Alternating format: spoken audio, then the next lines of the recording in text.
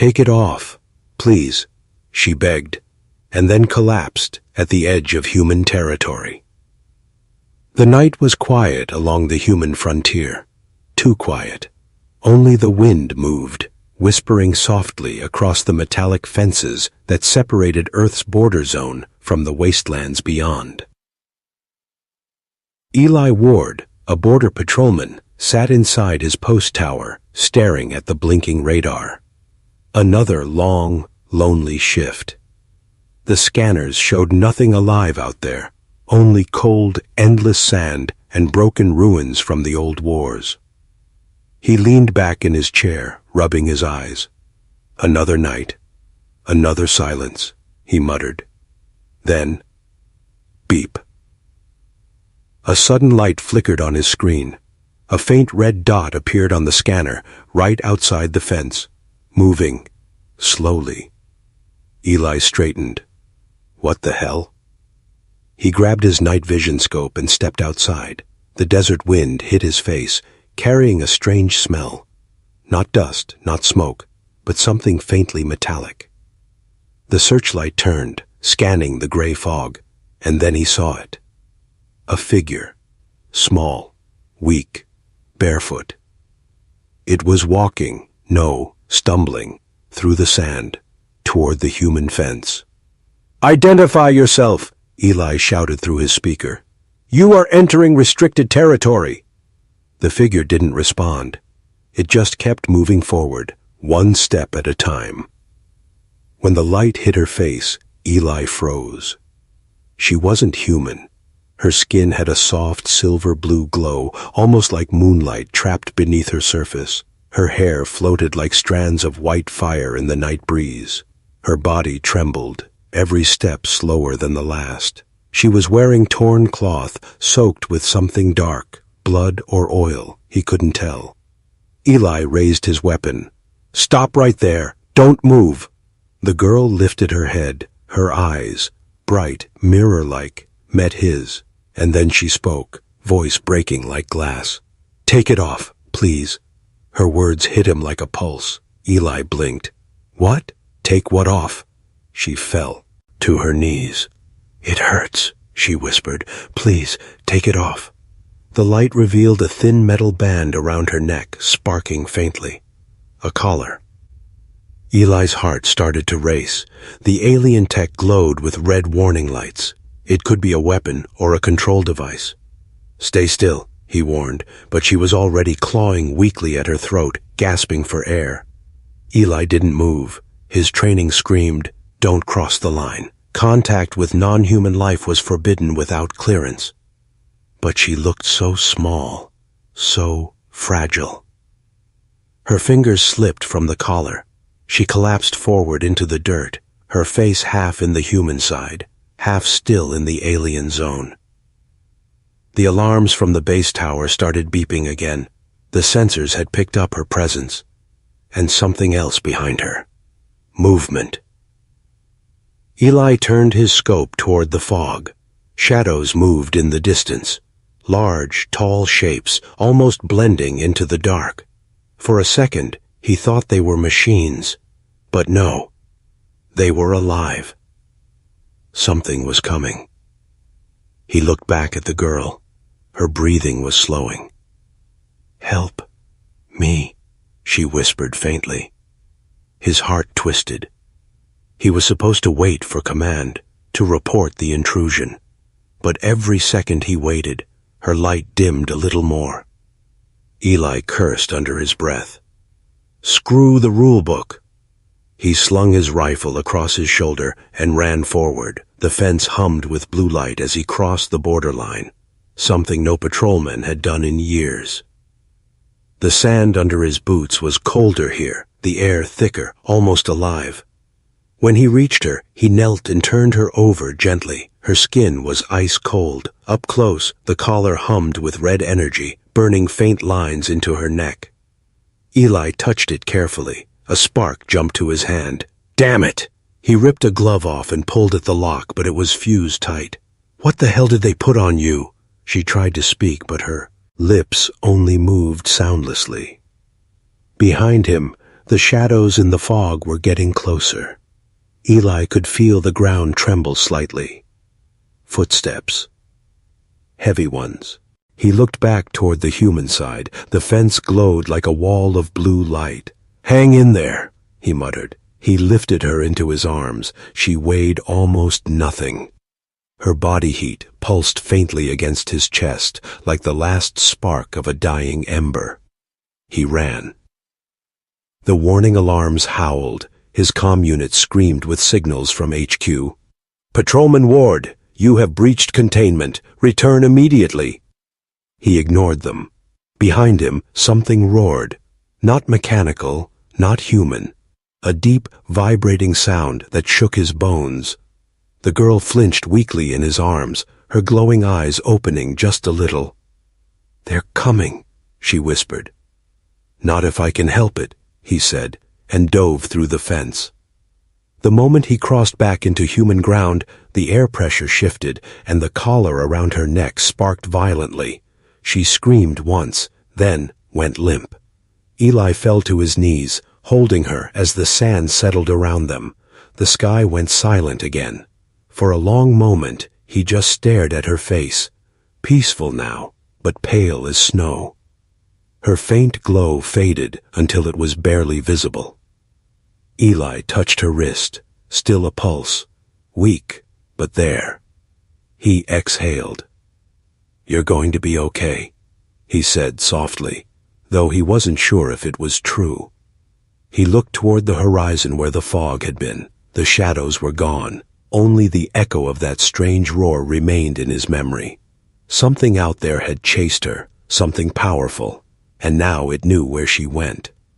Eli stood, cradling the alien girl in his arms, and started toward the outpost lights. Whatever rules he'd broken tonight, he'd live with them, because this wasn't just an alien, this was someone who needed saving. As he disappeared into the darkness, the camera drones above blinked silently, recording every second.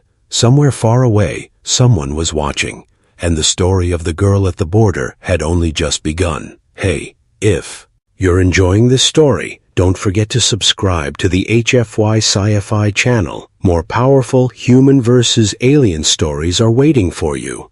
The medical bay smelled of antiseptic and fear. Eli's boots echoed against the steel floor as he carried the unconscious alien girl through the narrow corridor. The flickering lights made her silver skin shimmer faintly in his arms, as if she was made of living metal. "Unauthorized entry detected," the base AI announced. "Please explain the presence of non-human life form." Eli ignored the mechanical voice. His chest was tight from running. His mind was louder than the alarms. He placed her gently on the infirmary bed and grabbed the emergency med kit. "Come on, stay with me," he muttered, pressing the scanner to her neck. The results made no sense. Her temperature was dropping rapidly, below freezing, but her pulse still flickered like a slow heartbeat made of light. He frowned. "That's impossible." The collar around her neck glowed faint red, pulsing once every few seconds. Each pulse made the monitor flicker. He leaned closer. "What the hell is this thing?" The AI spoke again. "Warning. Alien technology detected. Risk of contamination." "Shut down warnings," Eli snapped. "Switch to manual mode." The lights dimmed. Silence filled the room except for the weak rhythm of her breathing. Eli studied her face. She looked young, maybe 18 by human comparison, but there was something ancient in her expression, like someone who had seen too much, too soon. He reached for the collar again. It was made of black alloy, locked into her skin like it had grown there. Small red symbols pulsed along its surface. He tried to pry it open with a sterile tool. A spark snapped at his fingers, leaving a small burn. "Damn," he whispered. Her eyes flickered open for a moment, unfocused, pupils expanding and shrinking like camera lenses. "Don't," she whispered weakly. "It'll explode." Eli froze. "Explode? You mean—" But she had already lost consciousness again.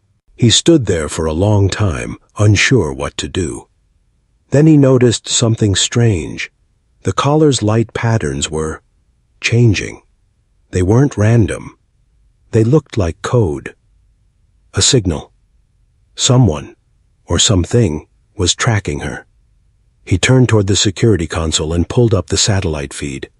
The border cams showed fog rolling in again, heavy and alive. Movement inside it.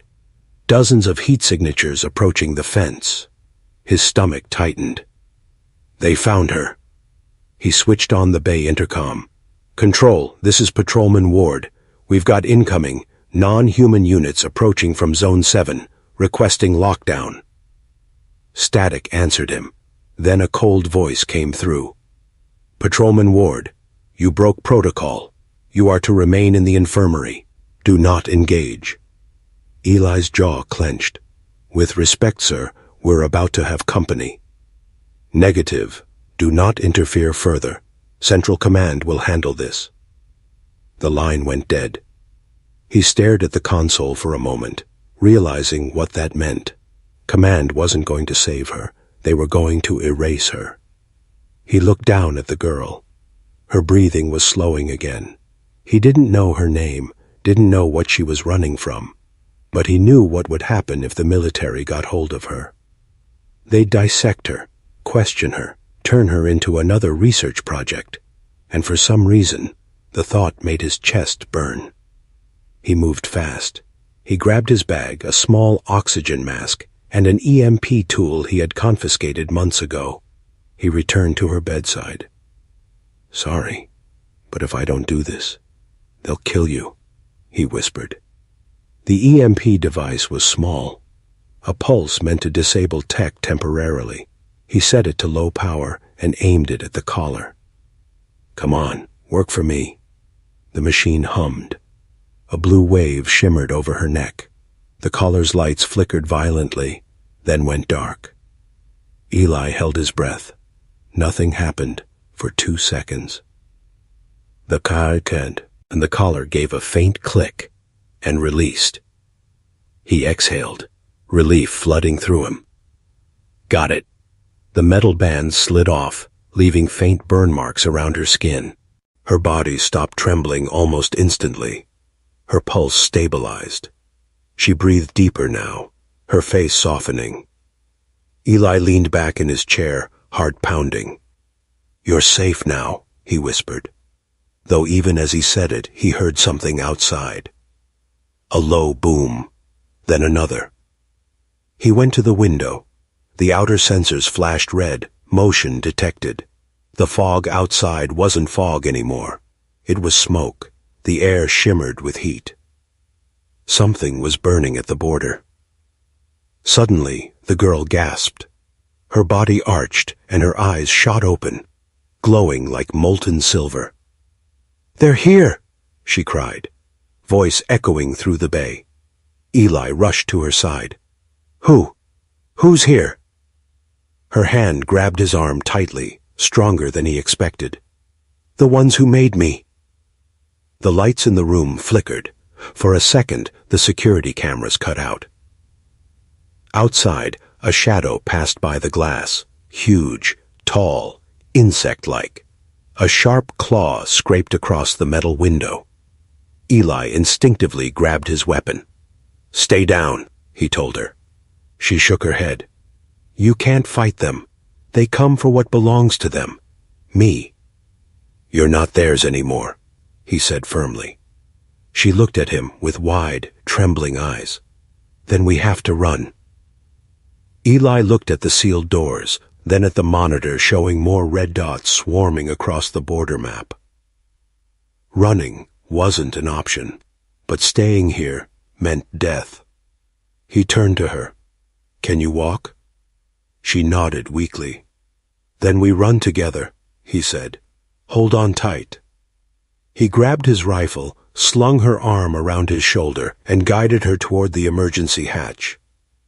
As the door opened, a rush of cold night air hit them, along with the sound of alien shrieks echoing from the hills. The fog was alive with moving shapes. Red lights glowed in the distance, dozens of hunters spreading out.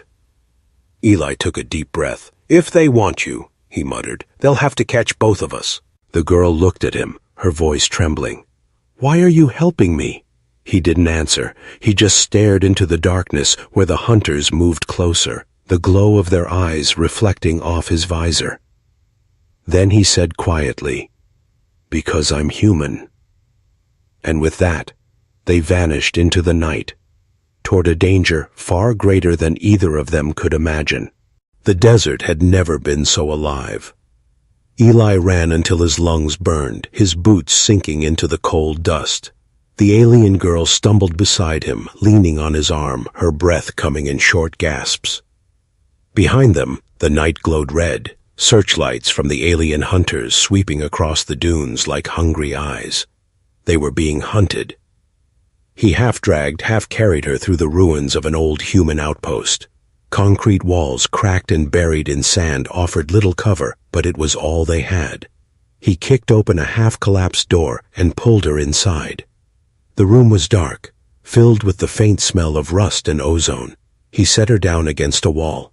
"You okay?" She nodded weakly, her silver eyes still glowing faintly in the shadows. "They'll find us, soon." "Not if I can help it," he said, catching his breath. He quickly sealed the doorway with metal panels, using his plasma cutter to weld them shut. The hum of the weapon echoed softly through the silence. Then he turned back to her. The faint light from the cracked ceiling panels fell on her face. Her skin looked smoother now that the collar was gone. The burn marks around her neck were fading, replaced by a soft luminescence spreading across her veins. He frowned. "You're healing fast." She looked away. "We were made to survive." Pain. That word again. Made, not born. Eli crouched beside her. "What do you mean, made? Who made you?"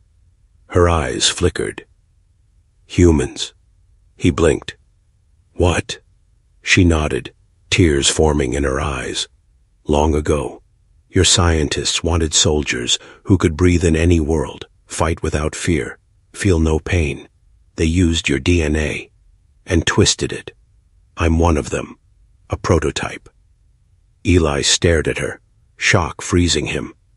"That's not possible. That program was banned. It was destroyed decades ago." She shook her head slowly. "You destroyed the records, not the creations." The wind howled it. Outside, something massive struck the outer wall, a booming sound that made dust rain from the ceiling. Eli raised his rifle, checking the charge. "They're here." The girl grabbed his hand suddenly. Her touch was cold but firm. "If you fight, you'll die." He pulled his hand free. "I'm already dead if I do nothing." Before he could move, she suddenly gasped and collapsed forward, clutching her chest. Her entire body began to tremble violently. Blue light burst from the veins in her arms, spreading through her body like lightning trapped under skin. Eli dropped his rifle and caught her. "Hey, what's happening?" She screamed, her voice echoing like 1,000 metallic whispers. The light from her body brightened until the entire room glowed blue. Eli shielded his eyes. "Stop! You're gonna burn yourself out."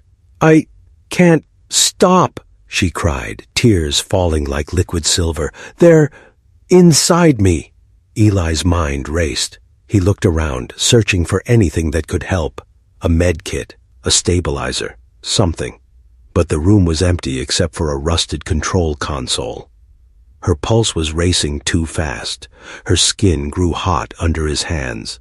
He could feel the energy crackling, like she was about to explode. Then he remembered the EMP tool in his pocket. He grabbed it, hesitated for a split second, then pressed it to her chest and triggered it. A pulse of blue energy filled the air, snapping every light off.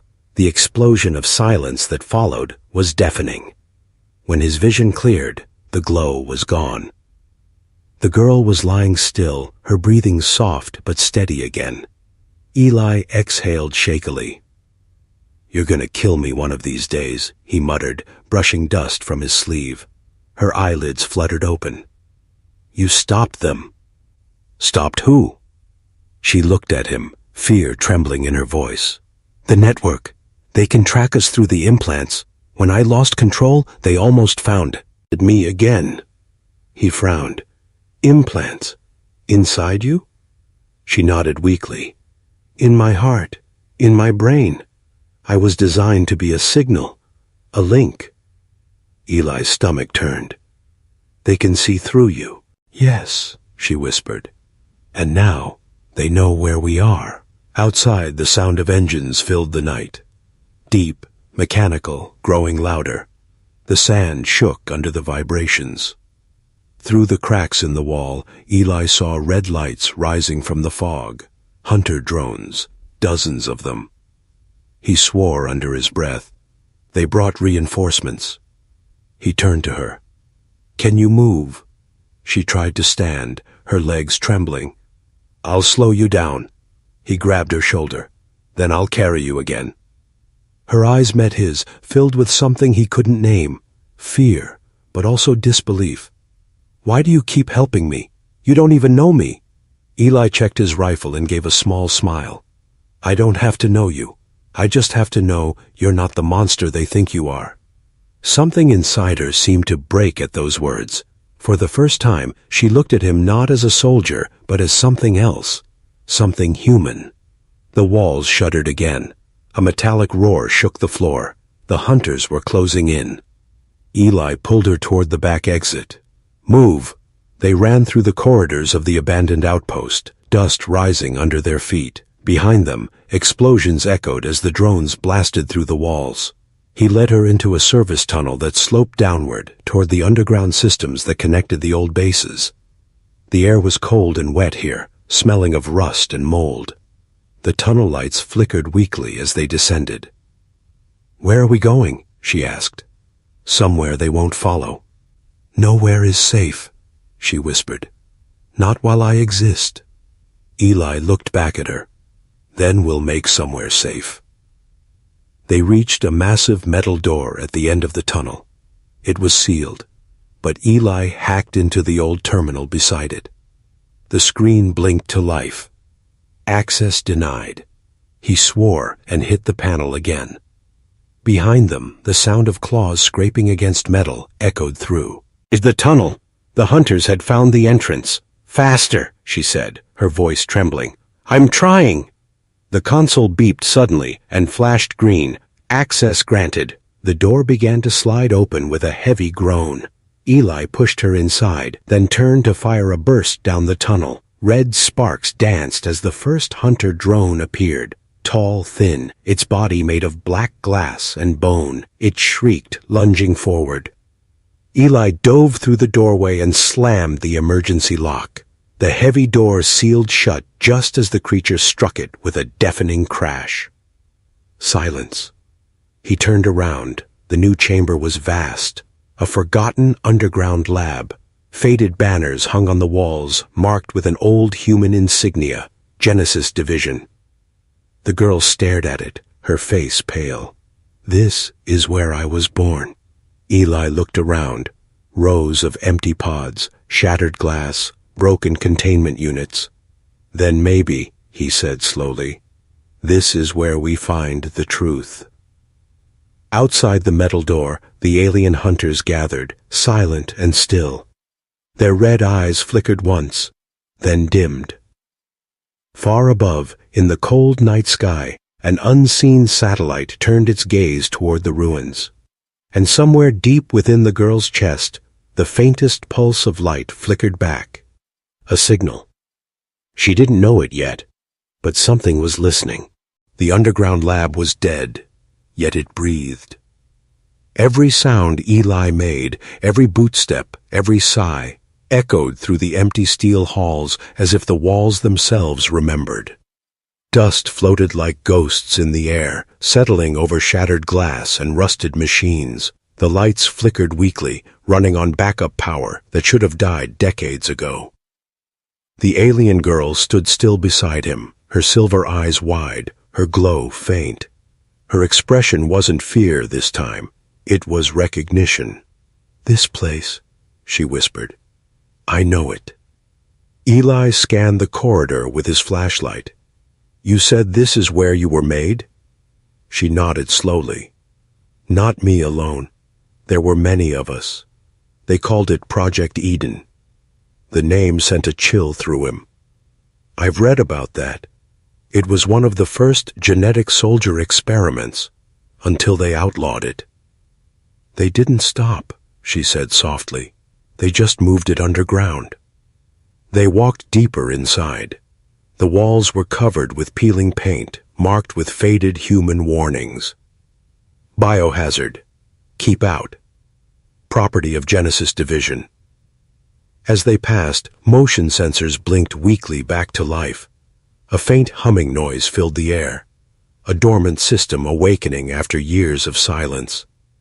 Feels like we're not alone, Eli muttered. Maybe we never were, she said. They entered a large central chamber.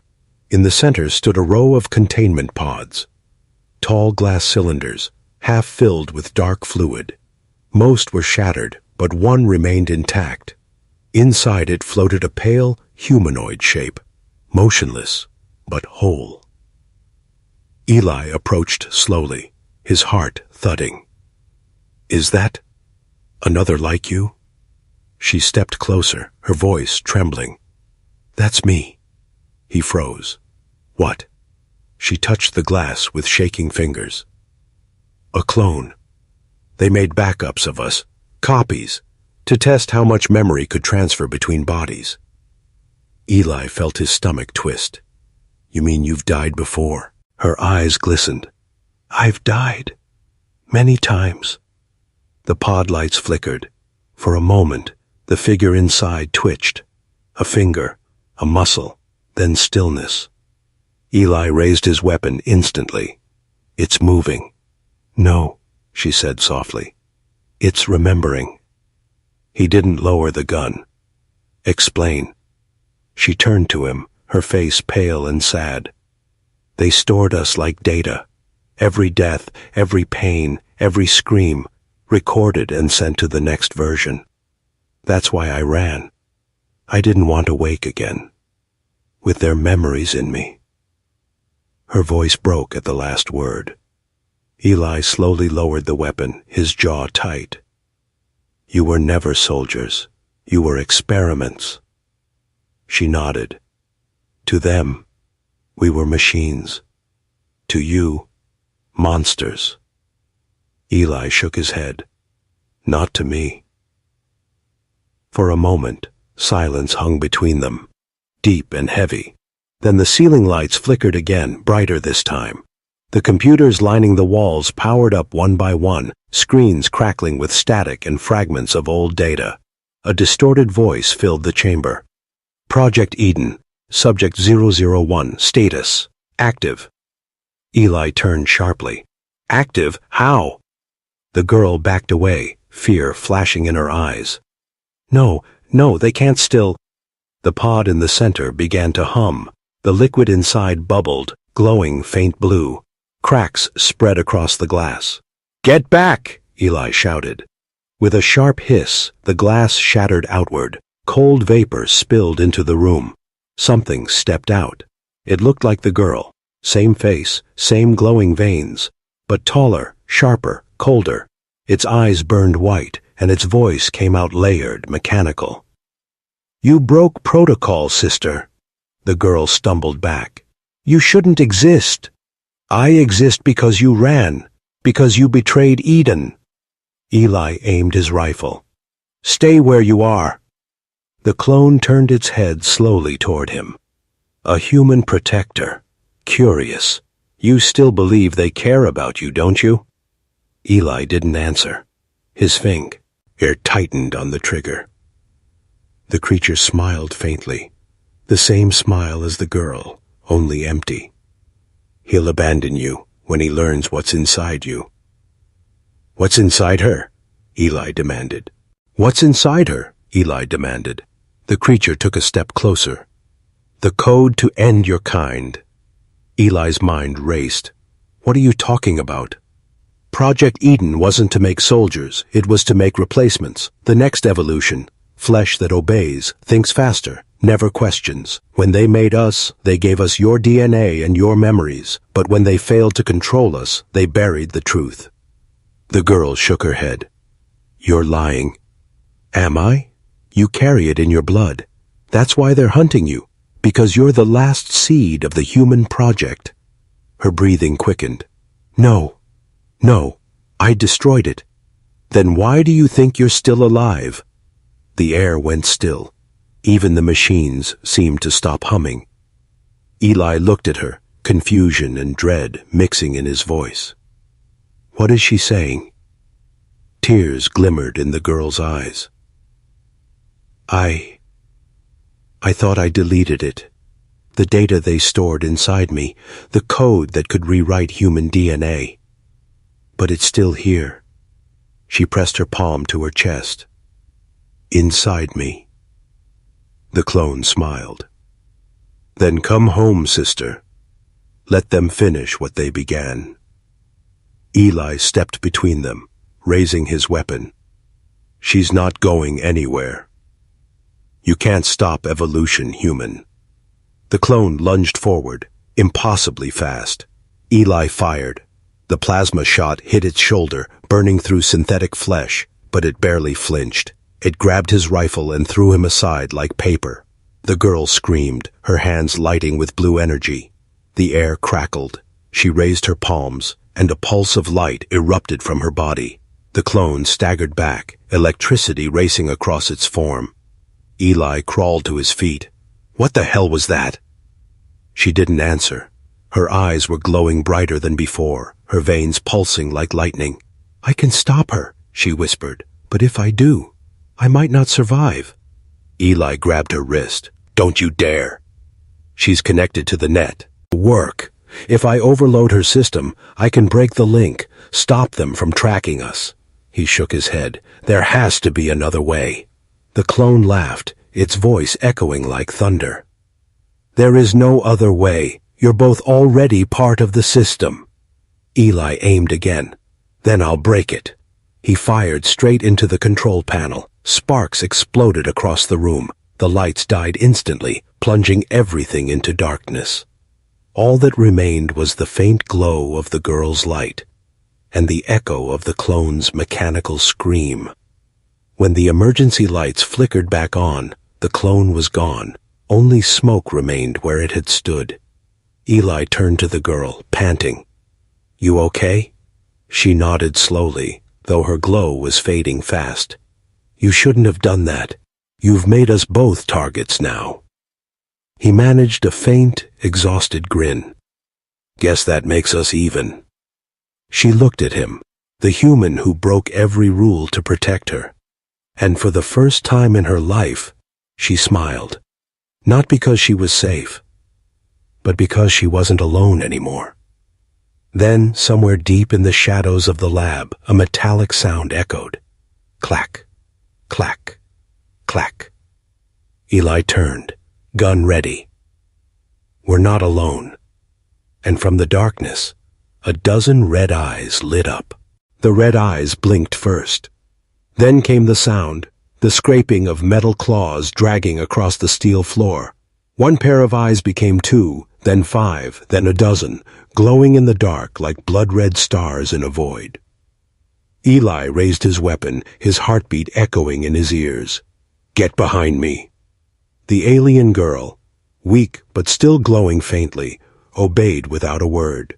Her hand brushed the wall, and the entire surface pulsed faint blue, as if recognizing her touch. Don't shoot, she whispered. They react to movement. He swallowed hard, steadying his breath. React? What are they? Harvesters, she said softly. Half machine, half organic trackers. They were made to clean up failures, like me. The nearest creature stepped into the light.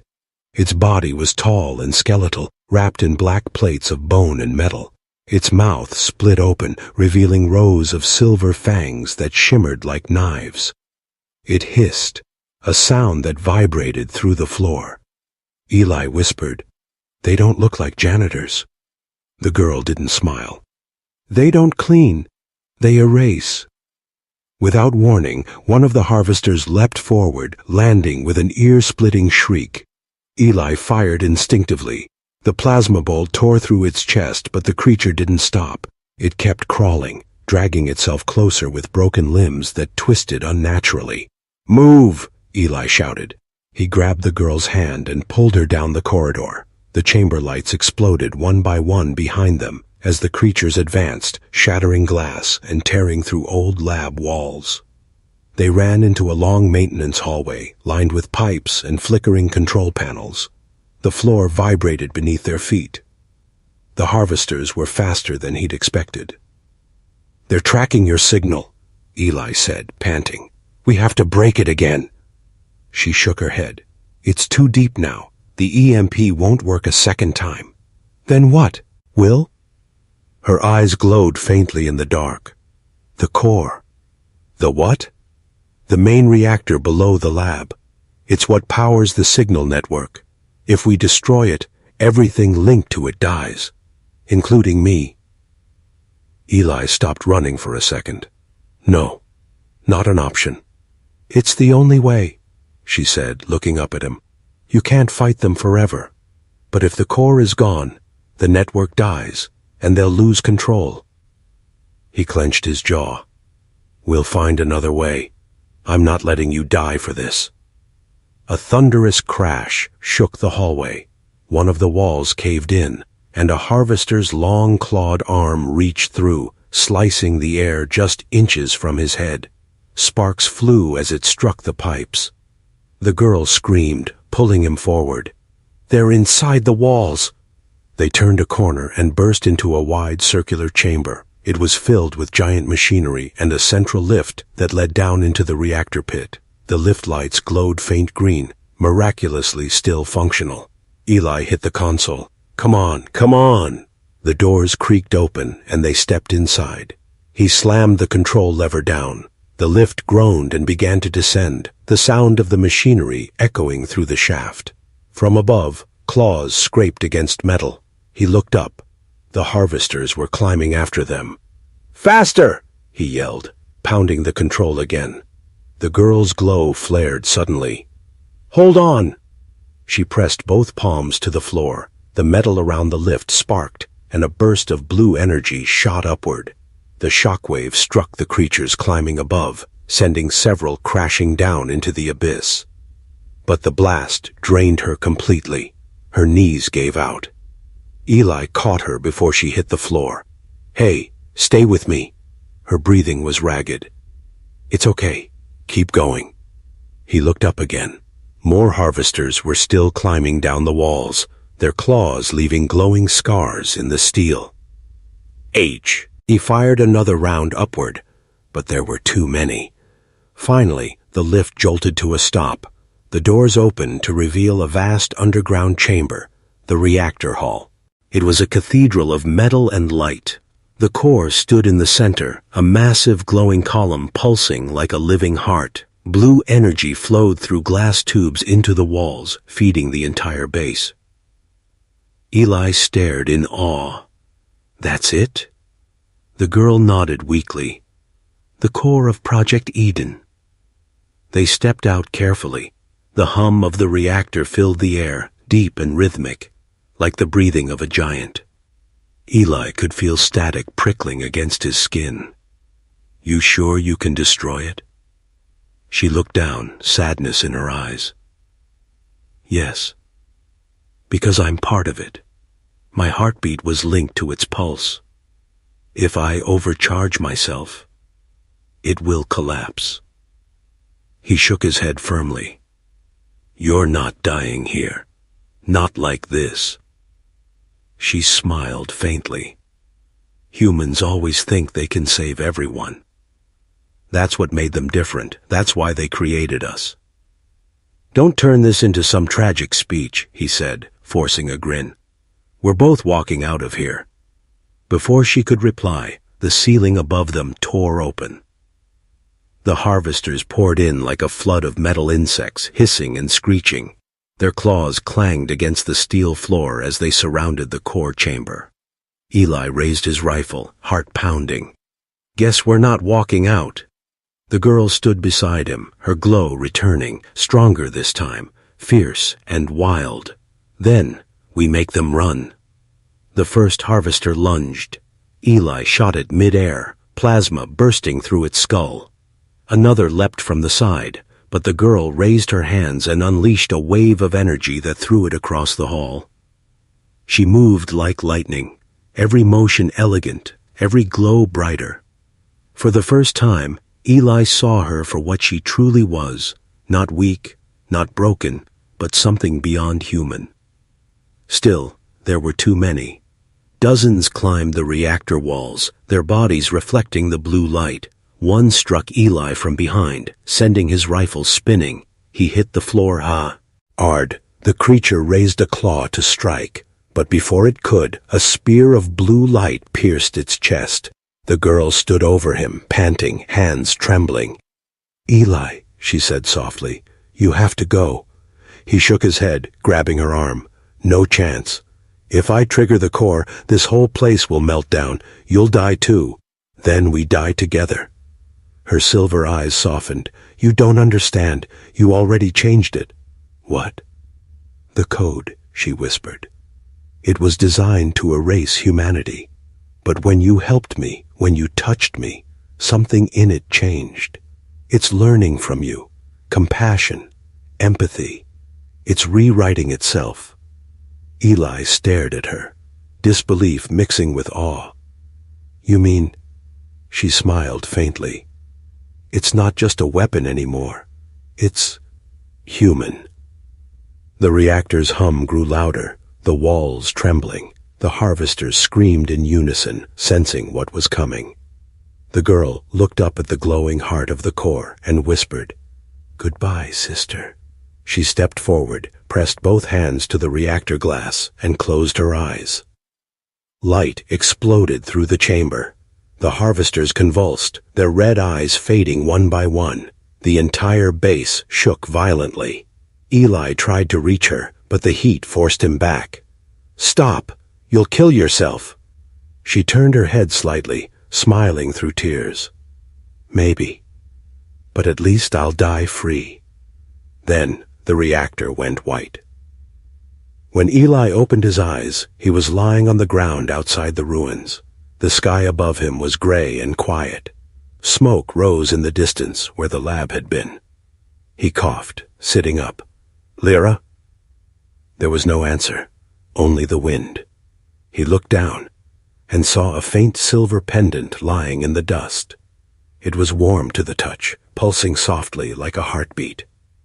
He picked it up, whispering, "You're still here. Somewhere." Above him, the clouds parted just enough for sunlight to break through. For the first time, and the border felt less like a line between worlds, and more like the beginning of something new. The silence after the explosion was unreal. No wind, no sound of the hunters, only the slow settling of dust and the faint hum of energy fading beneath the earth.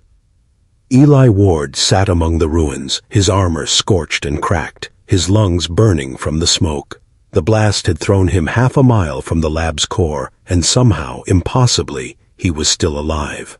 He touched the faintly glowing silver pendant in his palm, the last trace of her. It pulsed gently, like a tiny heart refusing to die. "Lyra," he whispered, voice raw. "What did you do?" The air around him shimmered faintly, not with heat, but with presence. The desert, that had once felt dead, now seemed alive, humming quietly under the sand, like something vast had awakened beneath the world. He staggered to his feet, scanning the horizon. The old Genesis Division base was gone, replaced by a crater of glass and ash. Blue mist rose from it, swirling in ghostly patterns that caught the sunlight like liquid crystal. Then, just at the edge of hearing, a voice, soft, distant, familiar. "Eli." He turned sharply. "Lyra?" Nothing but wind. He clutched the pendant tighter. I heard you. Don't mess with me now. Follow the light. This time, the voice was clearer, not from outside, but from within the pendant. The glow in his hand brightened, projecting faint lines of blue light into the sand, forming strange symbols that pulsed in rhythm. He knelt, tracing them with his fingers. Coordinates?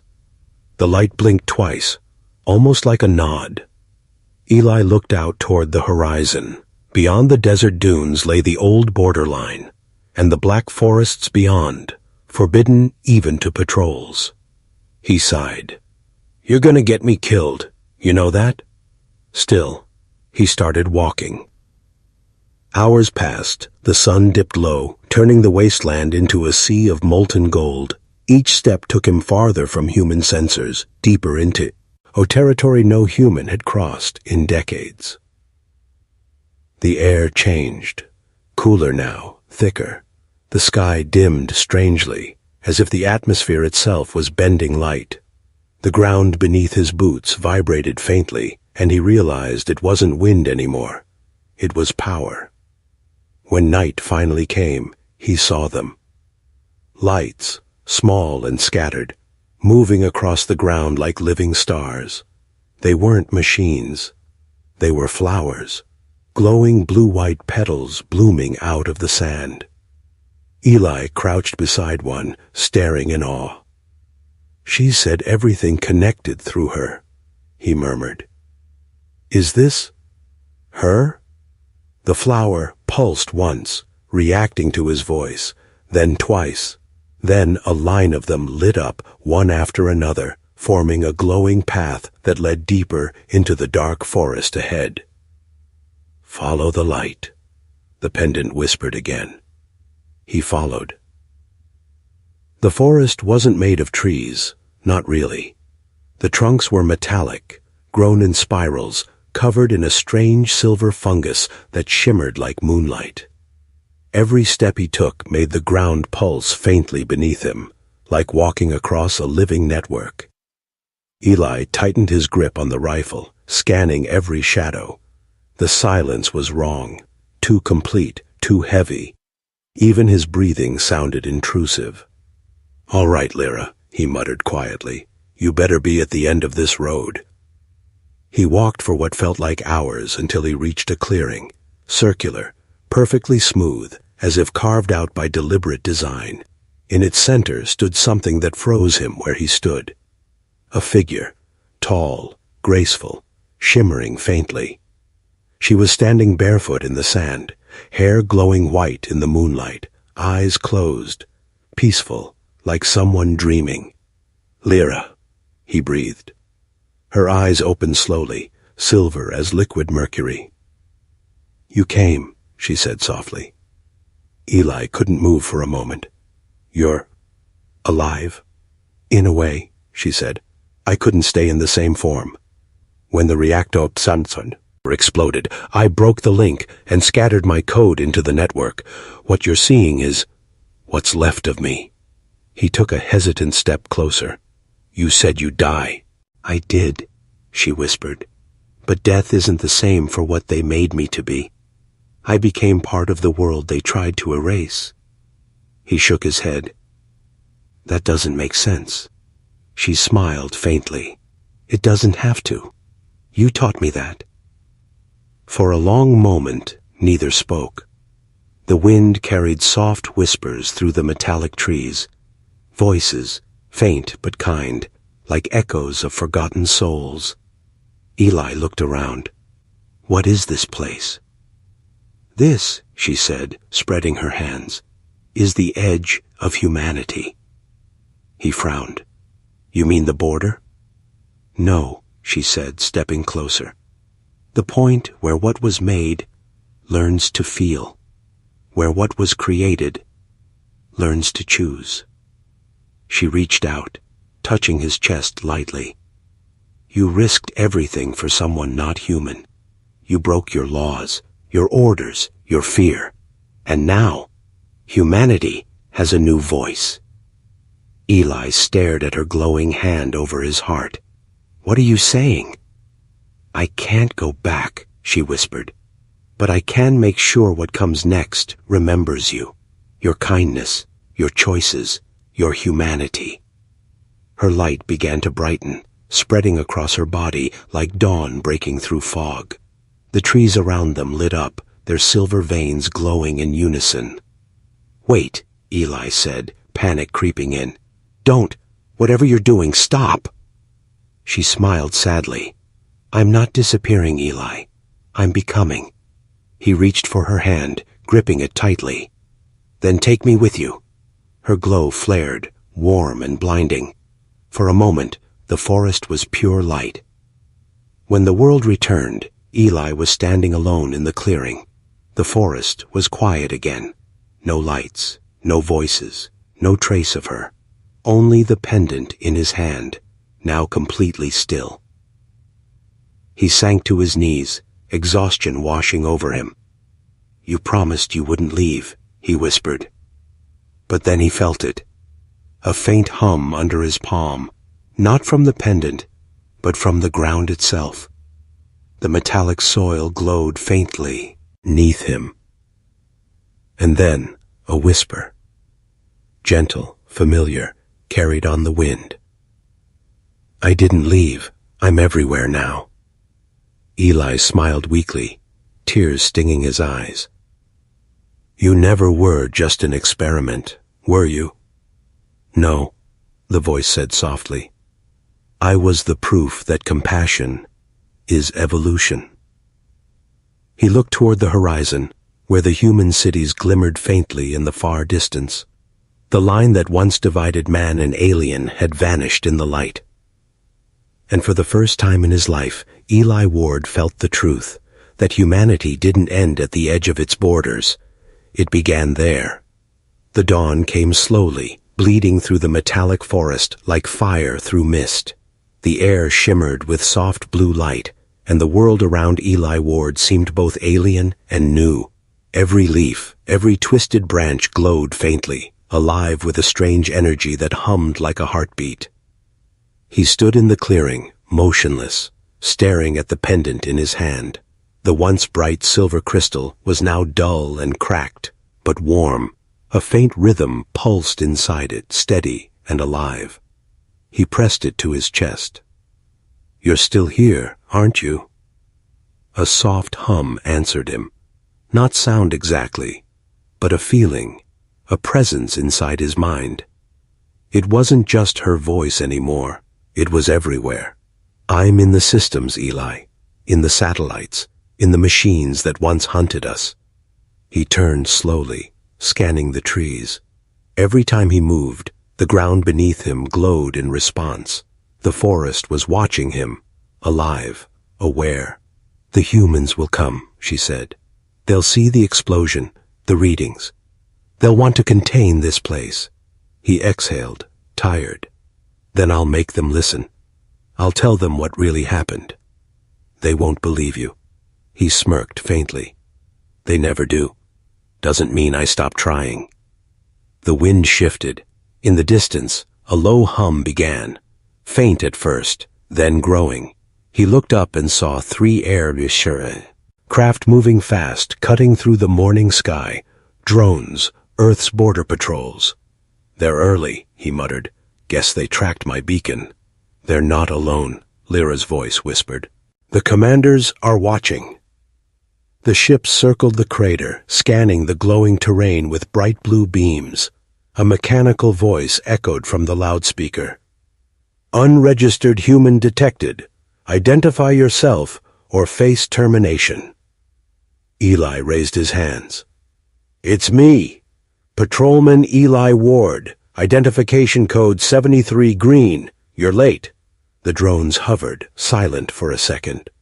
Then another voice crackled through his earpiece, cold, commanding. Ward, you broke contact. You disobeyed orders. Report your situation. He took a deep breath. The girl, she wasn't a threat. She was one of us, a hybrid.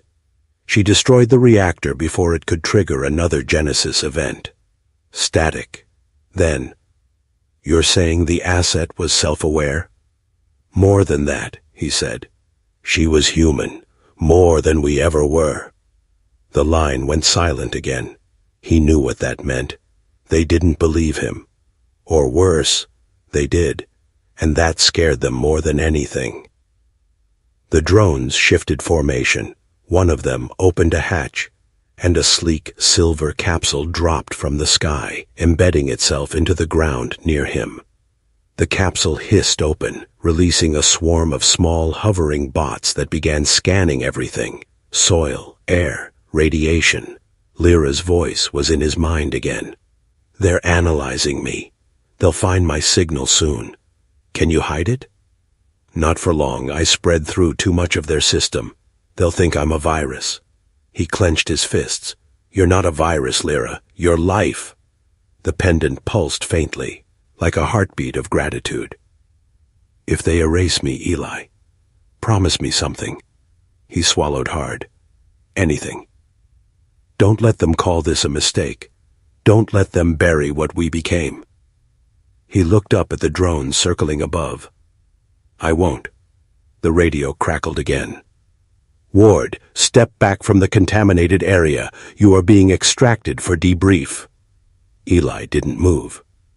You're not listening, he said, voice steady.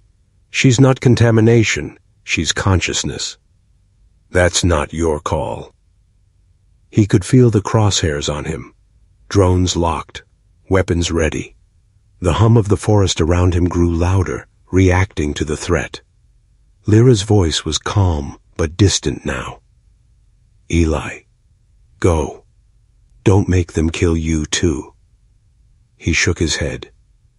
You think I'm leaving after what you did? After what you became? The ground trembled faintly. The trees began to glow brighter, their metallic veins pulsing like arteries. The air buzzed with static energy, and for the first time the drones hesitated. Ward! The commander barked. Stand down! Too late.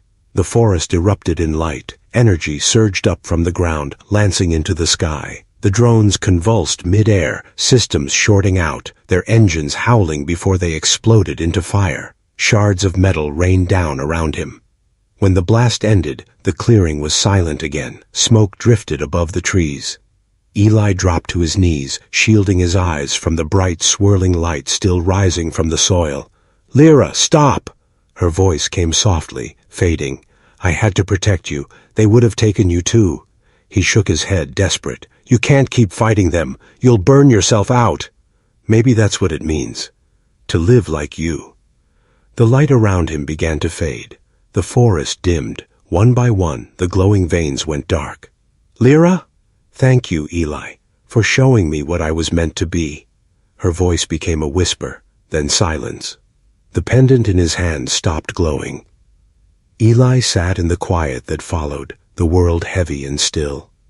Above, the morning sun rose higher, casting light over the ruins, over the crater that once divided human and alien worlds. The horizon shimmered, not from heat, but from something else, life returning. Small sprouts of silver grass began pushing through the sand, glimmering faintly in the sunlight. He smiled faintly through the exhaustion. You're still here, aren't you? The wind stirred, carrying a soft sound. Not a word, not quite a voice, but something deeper, a feeling, a promise. He looked toward the sky, where the sun broke through the haze like hope itself. This isn't the end, he whispered. It's the beginning. That night, the official report would claim that Patrolman Eli Ward perished in a containment blast at Outpost 17. They'd say the reactor malfunctioned, that no alien was found, that everything was under control. But in the wastelands beyond, rumors began to spread, whispers among travelers and border scouts, of a forest of metal that glowed under moonlight, of voices in the wind that sounded almost human. And sometimes, when the wind was right, people swore they heard a soft female voice carried across the desert. Take it off, please. The same words that began it all, not as a plea this time, but as a reminder. A reminder that humanity is not defined by what is flesh, but by what chooses to love, even when it shouldn't. End of story. Take it off. Please, she begged. The human froze. Then she collapsed at the edge of human territory. If you enjoyed this story, don't forget to subscribe to the HFY Sci-Fi channel for more emotional human vs. alien tales about compassion, courage, and the future of humanity.